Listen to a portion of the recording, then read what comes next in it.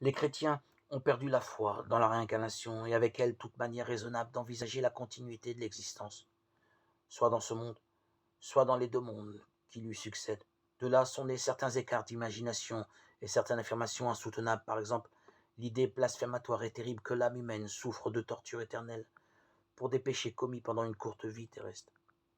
Pour échapper à ce cauchemar, les théologiens ont conçu l'idée d'un pardon qui délivre le pécheur de son affreux emprisonnement dans un enfer perpétuel. Ce pardon ne lui épargne pas ici-bas les conséquences de sa mauvaise conduite. Jamais cette thèse n'a été soutenue. Il n'est pas supposé non plus, sauf dans les églises protestantes modernes, lui épargner dans le purgatoire après la mort physique les souffrances prolongées, qui sont l'effet direct de son péché.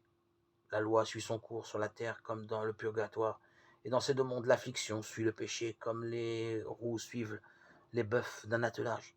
Le pardon des péchés permet d'échapper uniquement aux tortures éternelles, cauchemar n'existant que dans l'obscure imagination des croyants.